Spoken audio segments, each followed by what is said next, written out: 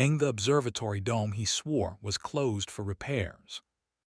The calendar square arrived at 6:08 p.m., neat as a set of coordinates. Astrophysics fundraiser, East Ridge Observatory, late. 2 minutes later, Owen texted, "Don't wait up." Director asked me to check the dome's motor fault after speeches. Proud of me. Read he spends the heart when the rest of the sentence wants diplomatic immunity. I turned the stew down to the kind of simmer that calls itself maturity and looked toward the ridge. At dusk the observatory glowed like a lantern built for secrets. Its silver dome, pretending reflection, was the same as transparency. The square on my phone pulsed once and then behaved. I rinsed an already clean spoon because sometimes unnecessary is the only honest verb available. At 6:27, a number I didn't recognize sent a message that recognized me anyway. If the fundraiser, in the lecture hall, why did he just badge the dome catwalk? North stair by the loading lot. Reader hates witnesses, cover it and lean. I can hold sweep 2 minutes. Signed with a single letter T, as if the alphabet had leaned against a telescope mount and promised not to creak.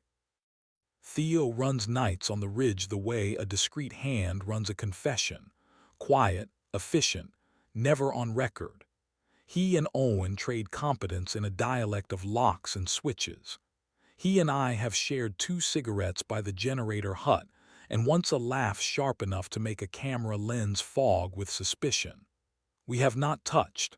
I remember not touching more clearly than most men remember vows. "Why tell me?" I wrote. "Because your calendar is polite and my badge logs aren't," he sent. Because he looked up before he swiped. People only look up there when they want oxygen. Because closed for repairs is keep out, the way champagne is hydration. The north stair smelled like iron that wanted rain. I covered the reader's red eye with my palm and leaned. The latch remembered generosity and yielded. The climb was a spiral cut into steel and silence. By the time the hatch gave, the air was thin enough to claim importance.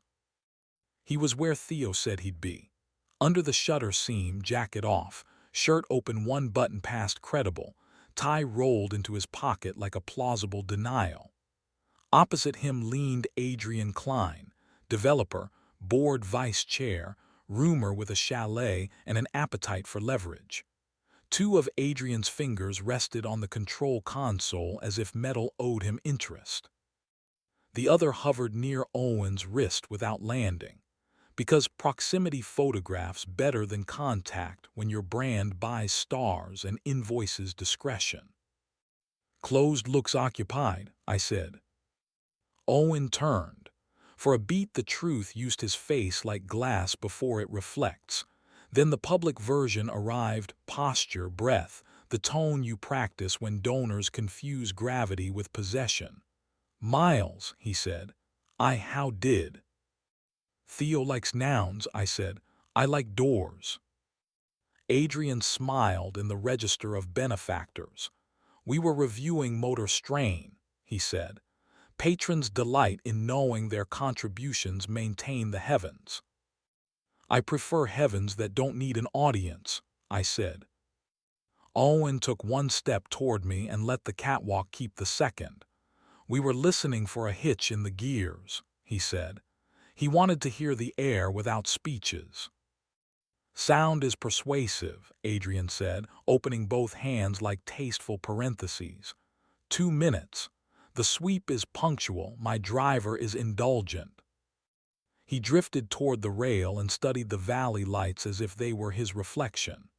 As he passed, 2 fingers tapped Owen's shoulder, punctuation, not possession. Owen watched me the way men watch weather when they hope thunder has scheduled another city. "I was going to text you," he said, lower now, in the register he keeps for mornings and the soft under my jaw. "After. I wanted to know I could leave this room without letting it rename me." "You wanted to be caught," I said. "Not punished, caught." He let 1 breath out and the dome sighed with him. Yes. There is a height at which grammar resigns. I stepped into his space and put my mouth on his because glass deserves honesty and night deserves witnesses. He kissed back with the relief of a man who has been paying interest on restraint, compounded nightly by applause and protocol. He tasted like gala bourbon and chilled air from machines that never sleep. My thumb found the hinge of his jaw and pressed. He made the small, involuntary sound I keep receipts for. His palm slid under my shirt and settled flat between my shoulder blades like a promise that refuses notarization. We didn't undress. The dome charges extra and cameras learn quickly. He broke the kiss first because he knows the exact second heat applies for narrative. He pressed his forehead to mine. A motor clicked like a confession rehearsing forgiveness. I didn't kiss him, he said. I wanted to want to, I texted Theo. You did, I said. He prefers oxygen to salvage. Adrian tilted his head the way men do when they think benefaction is a mirror. He didn't approach. The stars blinked on without waiting for his permission. Come home, Owen said. After I thank the person who hears doors, I said. Theo waited where the catwalk turns back to the hatch, lanyard looped over 2 fingers, the patience of a man who can make machines forgive. He didn't smile. He also didn't make mercy expensive. Sweep hits the dome in 90, he said. If you don't want to explain your lives to a flashlight that knows your shoes, take the service stair to the lab, cut through optics, out past loading. The doc cam believes every crate is a crate. You sent the message, I said. I opened a door, he said. You two remembered how to walk. The lab smelled like glass correcting itself. Optics hummed like secrets that hadn't picked a side. Loading was damp with rain rehearsing candor. We chose sidewalks over lobbies because lobbies write captions. At home, the stew forgave me for confusing patience with character. We ate standing, like mammals who know where the bowls live. He told me Adrian had been sculpting a compliment into a proposition for weeks, and he had helped because selection feels like love when usefulness empties your pockets. I told him Theo had texted because some people choose air over alibi. He didn't ask whether Theo and I had ever been a worse idea. I didn't say how a green exit sign turns Theo's mouth into punctuation that finally understands itself. We didn't fight. There wasn't theater left to sell. Later, in bed, we left a sliver of cool like a reservation and let it surrender because the night had already billed us for restraint. He kissed me with the steadiness I trust more than policy. I put my mouth where his jaw goes humble and told it a morning. It was heat without spectacle. The building minded its radiators. The ridge rehearsed forgetting our names, and we assisted. Morning behaved. Coffee made its case. The calendar square for tonight stayed blank, which in this city is the kink we can afford. Owen tied a tie over a throat I intend to retire with patience and kissed me like the door already knew our names. He left to explain continuity to a breakfast that confuses stars with property. At 9:15, a text arrived from a number saved as one letter. No dome cam saw anything but sky. I looped a motor test for 20. Consider it training. I sent, you're very proud of your training. He replied, I'm proud of your exit. No punctuation correct. By noon, a society blog posted Adrian backlit in champagne beneath a photo of the telescope, captioned with stewardship and vision. I scrolled past. It wasn't our room. At 1:22, Owen texted a picture of our kitchen plant basking in a dutiful square of sun. Room exists, he wrote. The week pretended to be an ephemeris you could trust. Adrian sent a revised pledge with fewer adjectives and more commas. Owen read until the commas became a harness and set it face down. He pressed his forehead to my temple for 7 careful counts. The air remembered its job.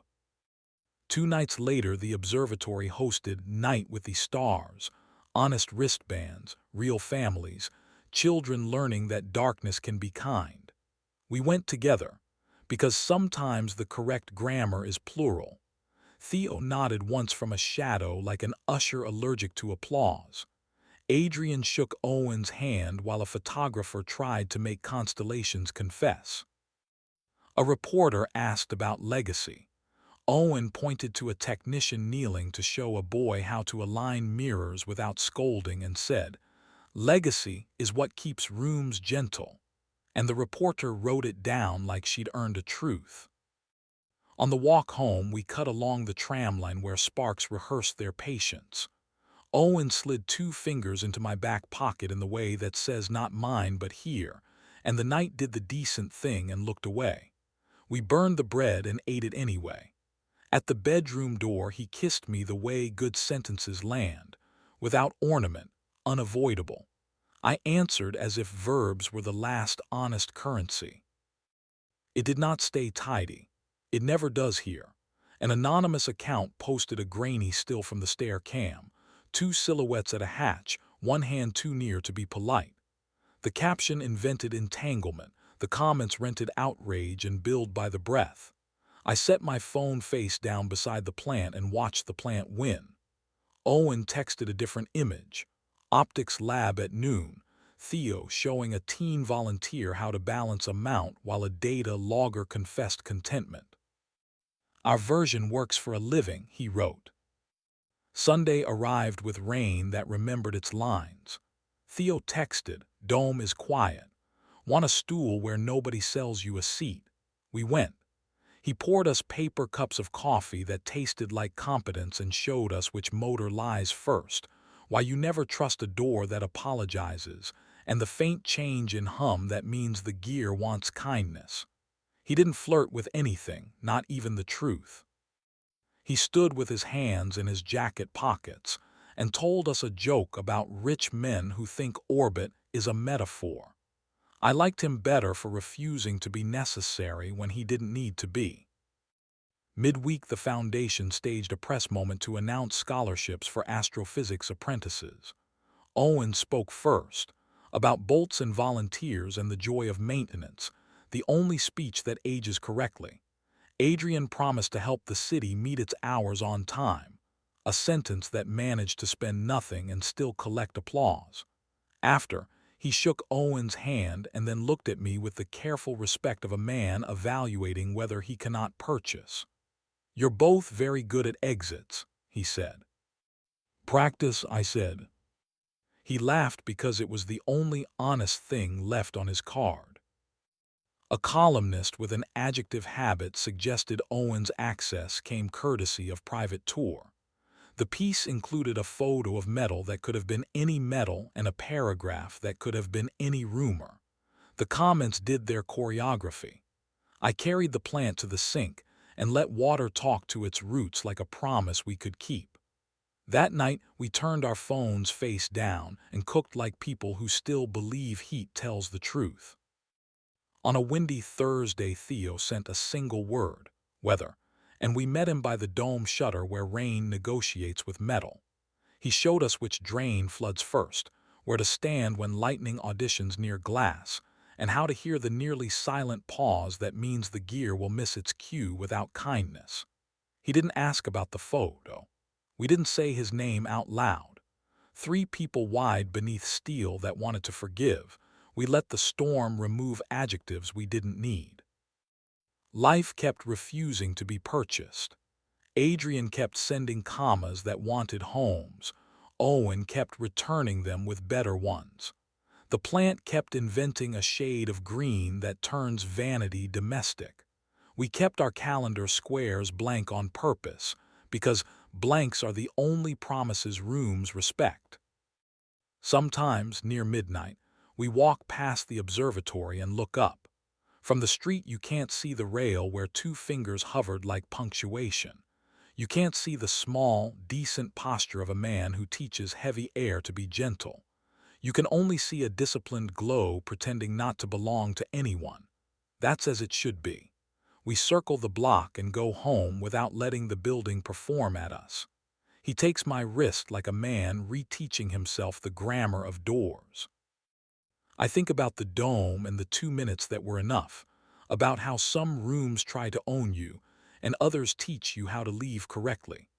Sometimes I think about Adrian paused by a telescope like a man who wants to buy air and discovering it doesn't invoice. Sometimes I think about Theo's line, "I opened a door," and how it's the only biography I want for this version of us. Tonight's square is empty. We're leaving it that way. Let the observatory keep its shutters and the city its applause.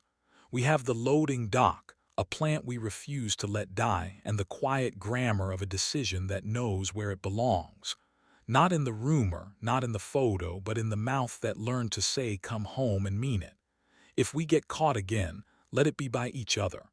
The rest of the world can rehearse wonder. We'll be in the room that doesn't need it, counting breaths until they sound like gears settling into kindness, and a morning we can afford, and calling that enough.